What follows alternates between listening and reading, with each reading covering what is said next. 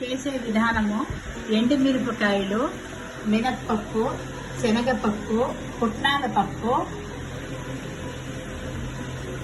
కందిపప్పు, పెసరపప్పు, జీలకర్ర, ఉప్పు, ఇంగువ, పసుపు కొమ్ము. మిరపకాయలు నూనెలో వేయించుకుంటే బాగుంటుందండి, ఘాటు రాదు. ఎర్రగా వేయించుకోవాలి. ఎర్రగా వేయాలండి. ఎర్రగా వేస్తే చాలండి. శనగపప్పు ఎర్రగా వేయించుకోవాలండి. ఎర్రగా వేస్తే చాలండి. శనగపప్పు ఇట్లా ఎర్రగా వేస్తే చాలండి. శనగపప్పు అండి ఎర్రగా వేయించాలి. జీలకర్ర ఎర్రగా వేయించుకోవాలండి. మిరపకాయలు నూనె వేసి గోళించుకోవాలండి, లేకపోతే ఘాటు వస్తుంది.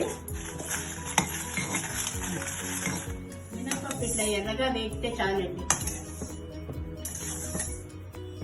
ఇది 1 నిమిషం వేయించుకుంటే చాలండి. గుళ్ళ శనగపప్పు కదా, 1 నిమిషం చాలు, ఫస్టే వేగుంటాయి. ఇది కందిపొడి అండి. అన్నంలో కలుపుకు తింటే చాలా బాగుంటుంది.